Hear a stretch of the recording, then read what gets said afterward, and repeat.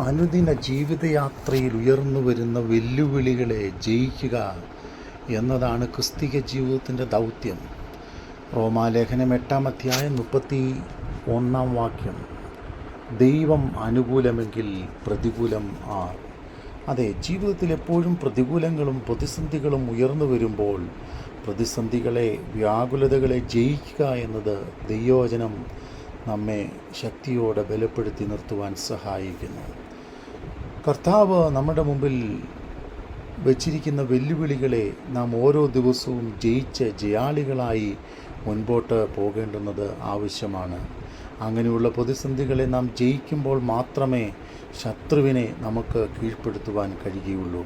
അതുകൊണ്ടാണ് ദൈവവചനത്തിൽ നമുക്ക് കാണുവാൻ കഴിയുന്നത്, ഹേ മരണമേ നിൻ്റെ ജയം എവിടെ എന്ന് പറഞ്ഞുകൊണ്ട് മരണത്തെ കീഴ്പ്പെടുത്തി കാൽവറിയിൽ അവസാനത്തെ തുള്ളി രക്തം വരെയും ഒഴുക്കിക്കൊണ്ട് വെല്ലുവിളികളെ ജയിച്ച് ഇന്നും കർത്താവ് പിതാവിൻ്റെ വലത്ത് ഭാഗത്ത് നമുക്ക് വേണ്ടി മധ്യസ്ഥത അണച്ച് ജീവിക്കുന്നത്.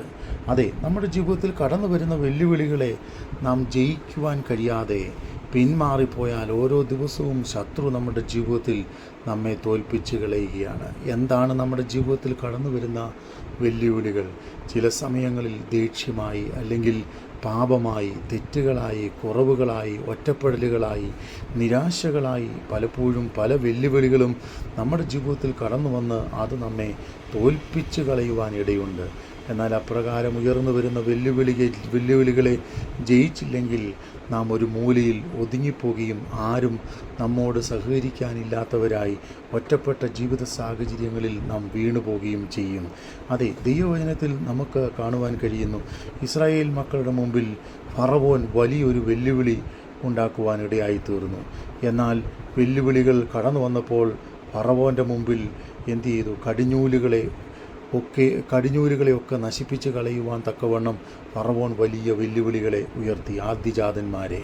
എന്നാൽ ആദ്യജാതന്മാരെ കൊന്നുകളയുവാൻ വെല്ലുവിളികൾ ഉയർത്തിയപ്പോൾ അതെ, ഒരു വേർതിരിക്കപ്പെട്ട പെസഹ കുഞ്ഞാടിനെ മുൻപിൽ നിർത്തിക്കൊണ്ട് ഇസ്രായേൽ സമൂഹം അതിനെ ജയിപ്പാനിടയായി തീർന്നു. അതുപോലെ ശത്രു സൈന്യം പിന്നാലെ കടന്നു വന്നപ്പോൾ ശത്രു സൈന്യത്തിൻ്റെ മുമ്പിൽ ഒരിക്കലും ജയിക്കാൻ കഴിയാതെ മുമ്പിൽ നിന്ന സമുദ്രങ്ങളും ഇരുപുറവും നിന്ന മലകളും കീഴ്പ്പെടുത്തുവാൻ മോശയുടെ അധികാരത്തോടെ വടികൾ ചെങ്കടലിലേക്ക് നീട്ടുകയും ചെങ്കടലിനെ രണ്ടായി വിഭാഗിക്കുകയും ചെയ്തു. അതുപോലെ യോർദാൻ കരകവിഞ്ഞൊഴുകി വെല്ലുവിളികൾ ഉയർത്തിയപ്പോൾ പുരോഹിതന്മാർ വിശ്വാസത്തോടെ അവരുടെ കാലുകളെ നദിയിൽ മേൽ വെച്ച് കഴിഞ്ഞപ്പോൾ ആ വെല്ലുവിളികളും അവിടെ തീർന്നു പോകുവാനിടയായി തീർന്നു. യെരിഹോവിൻ്റെ വെല്ലുവിളികളെ സ്തുതികളും സ്തോത്രവും ആരാധനയും കൊണ്ട് ഇസ്രായേൽ മക്കൾ ജയിപ്പാനിടയായി തീർന്നു. അതെ, ജീവിതത്തിൽ ഒത്തിരി വെല്ലുവിളികൾ കടന്നു വരും.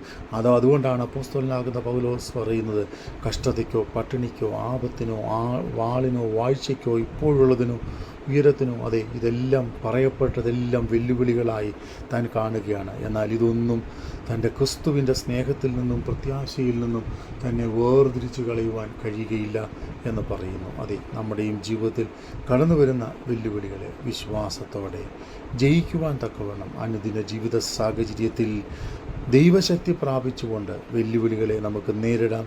ദൈവം നമ്മോട് കൂടെയിരിക്കും.